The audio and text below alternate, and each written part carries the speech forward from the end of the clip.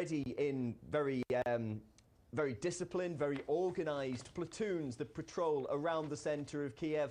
It seems that they're trying to make sure that those platoons can actually have legitimate weapons. As it stands at the moment, I've only seen one or two perhaps that have been carrying actual guns. Most of them are only armed with clubs, bats and even the occasional golf club.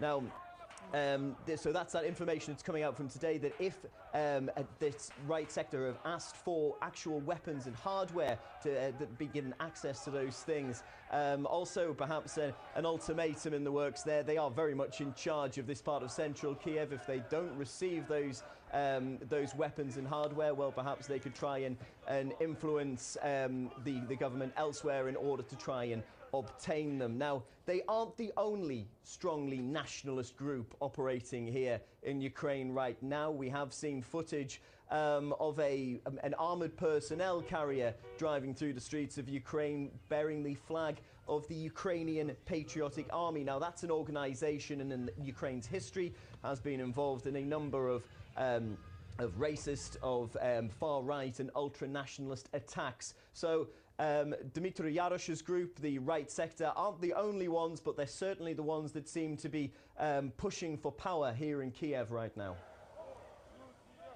All right, Peter, thank you very much for bringing us this update. Peter Oliver there reporting for us. And now we can talk to political analyst John Laughlin, and he joins me live to discuss the situation in Ukraine. John, thank you so much for joining us here on RT International. Well, it looks like from what we just heard that the far right are becoming increasingly active in Ukrainian politics. So should people there be worried about this move?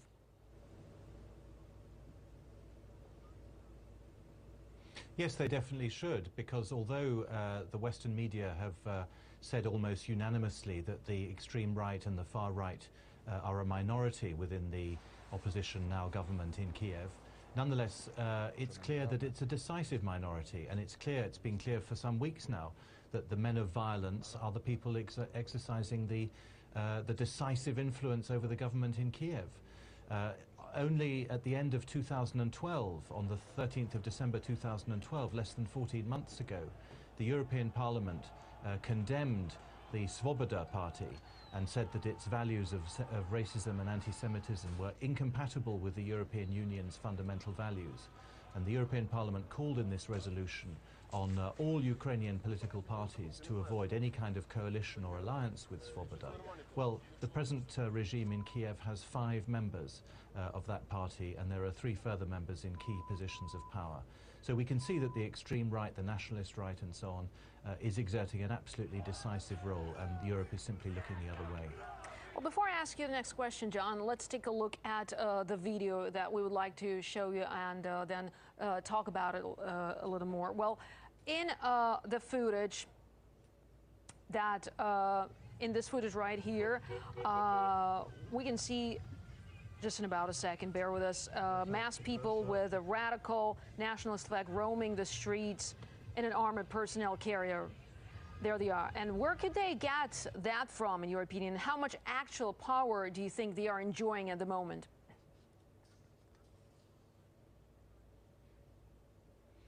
I can't say that sitting here in Paris. It's difficult. I'm looking at the same pictures that your viewers are seeing, and obviously that's very frightening. We know that a lot of arms were looted in the weeks leading up to the overthrow of Yanukovych, and indeed it's quite possible that there are secretly armed people roaming around. But it's difficult for me to comment on that from so far away. Well, you know, Western politicians at this point seem to be downplaying the threat from the Nazis and from radical groups there. And what, in your opinion, is behind this denial?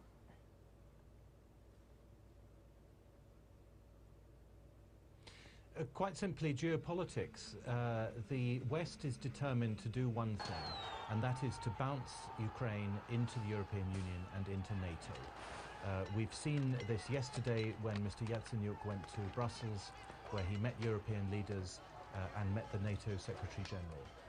The NATO Secretary General, Mr. Rasmussen, said that NATO would stand by Ukraine. In other words, that it would prevent Russia, as it were, from taking over the Crimea or other parts of Ukraine.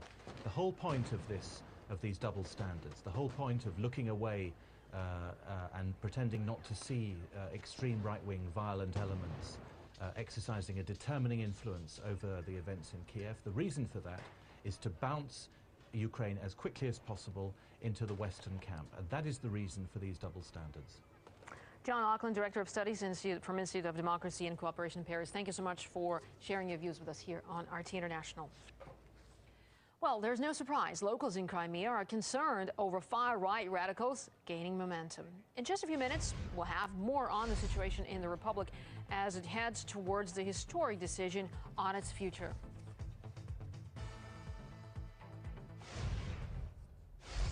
And Russia's UN envoy has slammed the U.S. mainstream media for ignoring the staggering leak which revealed it was Ukraine's former opposition who allegedly ordered the shooting on Maidan. Let's recall what public learned from that leaked phone conversation between the two of the EU's top officials. Well, first, the Estonian foreign minister tells the EU's Catherine Ashton that it was likely Ukraine's new leadership and not the old administration who hired the snipers. Second, Mr. Pyatt says he has seen evidence that the very same snipers targeted both rioters and police. And finally, he expresses deep concern that the former opposition is reluctant to investigate the shootings. Well, you'd expect those revelations to be a game changer, but they've received very little attention from Western politicians and media outlets. Russia's ambassador to the UN, Vitaly Churkin, highlighted the issue.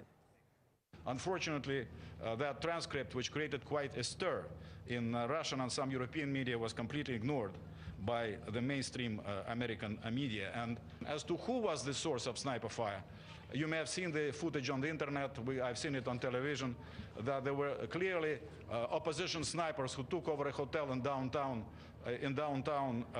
Kiev, who were working as snipers, shooting at somebody in the streets. So now it's obvious that they were the ones who were killing both the policemen and those who were protesting in order to exploit even further protest and take power by force to execute this coup in Ukraine.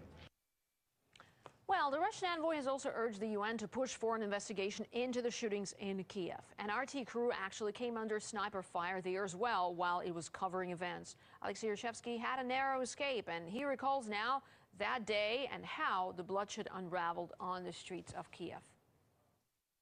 It's so good now being without a bulletproof vest because I had to wear it for literally 2 weeks there. Let me just give you the idea how my morning of February the 20th on Thursday started. I came to do a live shot in front of the Ukraine hotel, and things started to unravel right where I was standing. You can see a grenade going off. It was just 1 minute before I was supposed to go live. And then at some point, these people were literally covering everything around me. I mean, clearly these are the protesters from the Maidan, but I had to withdraw because I really didn't know what the intentions were, and besides there were grenades thrown from that side by the police. So this was quite scary in the first place. Then I went inside the hotel and had to do another live shot, and we can see it on that video. I was getting ready. I was actually already talking on the phone with the studio in Moscow when a bullet came through the window over there, where I was supposed to stand in 2 minutes. So literally I was 2 minutes away from being shot dead. You can see the bullet hole. It went through the window, into the wall, and ricocheted over there. These are the parts of the bullet which are left on the wall. So literally 2 minutes after that, I went on air from a safer position, and these were my first words when I came in. Just to give you an idea of what's happening right now, I would probably love to give you a better view of the Independence Square, which is just over here. But we were just shot at. We just saw a gunfire. It literally broke our window over here. You can see, I asked my cameraman to zoom in. We were standing meters, well, not even meters, maybe centimeters away. Later in the evening, we found a bullet, a 7.62 Kalashnikov, at one of our rooms, and one of our colleagues, our camera assistant, Danil Anisimov, had his bulletproof vest scratched, grazed by a bullet from a window. I'll just give you some of my videos, which I shot with my phone on the ground when the assault happened. This was touted as the area which was completely shot at. This is the place where the sniper fired. You can see the person there. He's filming. He's a tourist. He's not a press. He doesn't have a bulletproof vest. He's filming the retreat of the policemen on that balcony over there. This is the police line. That's where the gunshot was supposedly coming from. But you see, no one is firing. The person is just walking down the street. We, the press, me, myself, we're standing over here. This is 5 minutes later when bullets started whistling. You can see these people over here. These are the ones, we all know what happened to them. They were all killed or fatally wounded. They had no weapons, only shields, and they went to the police lines over there. There's one and there's two. And now there will be a very peculiar moment. Please stop. I ask the director to stop. So this is one of the protesters, one of the rioters, running with a gun, with a rifle in his hand. Wow. So the question I'm still struggling to answer is, how come these people with no weapons went there, this guy's running away, in 5 minutes or 7 minutes after that, the first dead body, and he is already dead. I mean, he was still alive, but he was dead in a matter of minutes. I know that because I saw him die. He was carried inside the lobby of the hotel. The biggest question right now, I still don't understand it. Who made those people, weaponless people, go into the police lines when people with guns were running away from there? Meanwhile, RT has come under fire from many major news outlets, and here's why. Well, yesterday I was standing right here and telling you about Crimea's options as it's about to decide on autonomy from Ukraine. But we were accused of already showing Crimea as part of Russia. And it must have taken a great deal of effort to take that particular screenshot instead of an actual broader one. And meanwhile, Brussels was rolling out the red carpet for Ukraine's new prime minister, and his speech featured some off-the-wall statements. He said Russian tanks were on the ground in Crimea, and then came up with another surprising claim stating that Iran already has nuclear arms. However, many media outlets chose to ignore that. Here's RT's Ganej Jikan with more on this and other underreported happenings.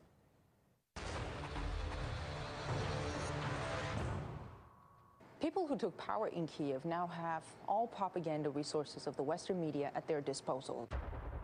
They chose to ignore the leaked conversation in which two European leaders talk about evidence that Maidan leaders may have ordered the snipers to shoot at people. So that there is now stronger and stronger understanding that behind snipers, it was not Yanukovych, but it was somebody from the new coalition.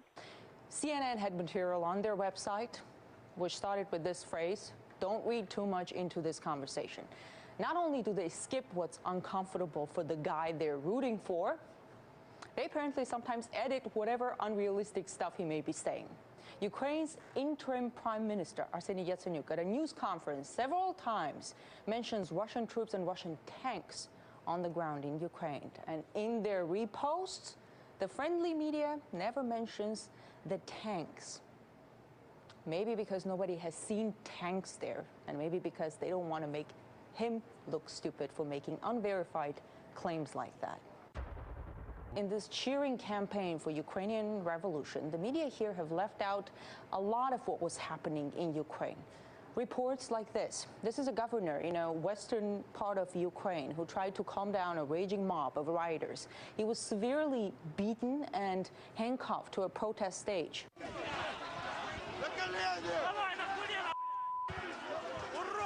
Generally, there's not much questioning about what's happening with people in the western part of Ukraine who oppose to what happened in Kiev. The U.S. presents the revolution there as a triumph of democracy when people have not had their say yet. On the other hand, there is a media offensive to discredit the upcoming referendum in Crimea. We're going to see it intensify because those are the voices that they don't want to hear. The proposed referendum would violate the Constitution of Ukraine and international law.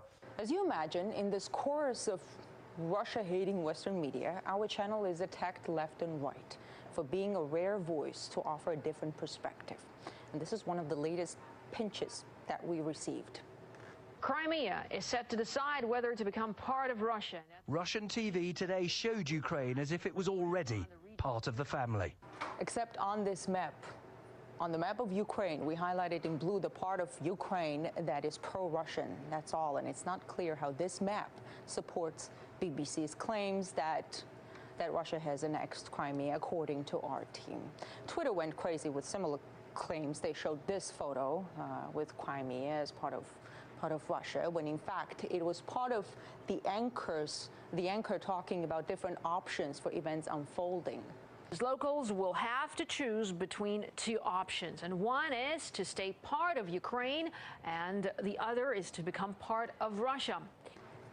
As you can see, when you tear something out of context, you get a completely different picture. Another way of saying it, do not rely on just one source of information. In Washington, I'm Ganej Jikan, RT.